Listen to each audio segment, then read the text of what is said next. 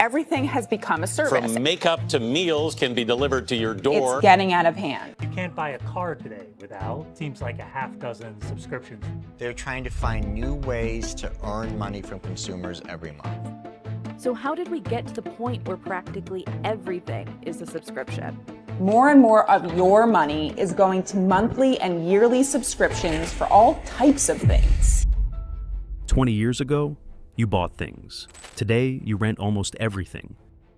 Movies, music, software, fitness, food delivery, cloud storage, even your car. So, how did we end up paying hundreds of dollars every month just to maintain modern life? This wasn't an accident. Historically, the model was simple: buy once, own forever. People built DVD collections. They purchased Microsoft Office and used it for years. They bought music CDs and owned them outright. You bought a car, and it was yours to use for a decade or more. Ownership used to be the default. Here's what shifted. Businesses realized subscriptions change everything. Instead of one-time sales, companies could create recurring revenue streams. Pay every month, forever. Netflix realized they didn't need to sell DVDs. They could charge $15 per month indefinitely. Adobe discovered they didn't need to sell Photoshop once. They could rent it for $20 per month, and most people would keep paying. Microsoft shifted to Office 365, a subscription that renews automatically. Apple created iCloud subscriptions. Amazon Prime bundled everything into a recurring fee. Peloton turned fitness into a subscription.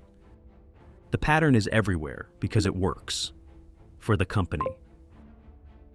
Companies stopped selling products. They started selling ongoing relationships, access instead of ownership. From a business perspective, subscriptions are genius. Recurring revenue means smoother, more predictable earnings. Instead of lumpy sales where revenue spikes when you release a product and then disappears, subscriptions create a steady stream. Every month, money flows in. This transforms how businesses are valued. Wall Street loves recurring revenue. A company with $10 million in annual recurring revenue is worth far more than a company with $10 million in one-time sales. Why?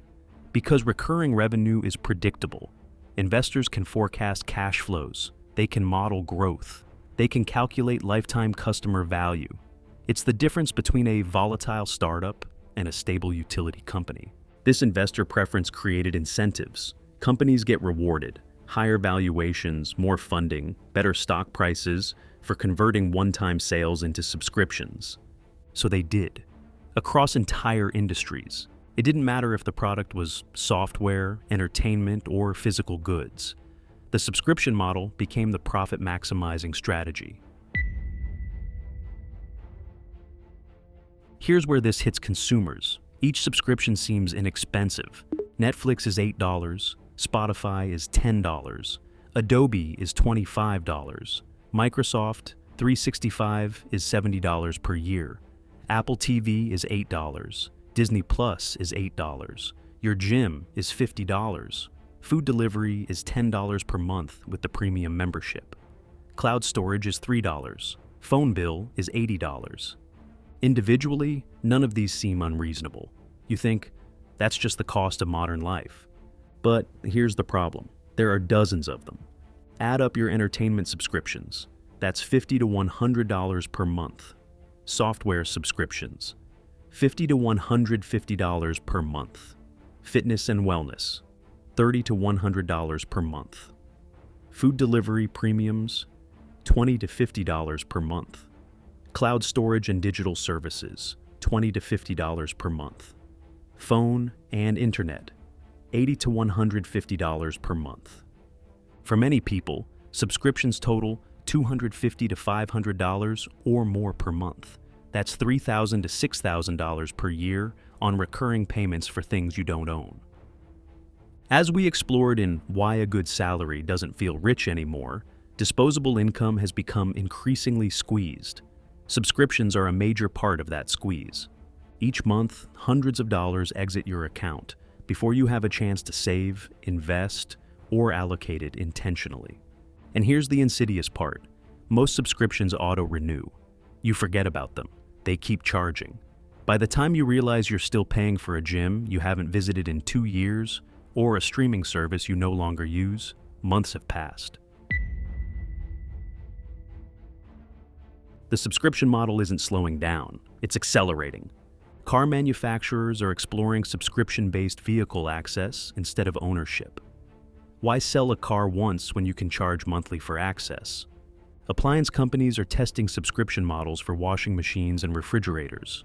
Why buy an appliance when you can rent it? Software companies are expanding subscription models into artificial intelligence services. Adobe offers AI tools, subscriptions on top of subscriptions. Smart home services bundle into recurring fees. Healthcare companies are experimenting with membership models. Even education is moving towards subscription-based learning platforms. The trajectory is clear. Ownership is being systematically replaced by access. You won't own your software. You'll subscribe. You won't own your entertainment. You'll subscribe. You might not even own your car or your appliances. You'll subscribe. The business model that maximizes corporate profit is the one that extracts recurring payments from consumers indefinitely. Businesses love subscriptions because they create stable, predictable income. Investors reward companies for converting one-time sales into recurring revenue streams. Consumers often accept subscriptions because they're convenient. One-click, automatic renewal. You don't have to think about it. But over time, those small monthly payments reshape how we spend, save, and build wealth. Subscriptions didn't appear overnight as some inevitable evolution of technology. They became the dominant model because companies realized it was more profitable than selling ownership. Understanding that distinction, that subscriptions benefit the company's bottom line more than the consumers, is the first step toward recognizing how modern business models quietly extract wealth. The subscription economy didn't become the new normal by accident. It became normal because it was designed that way.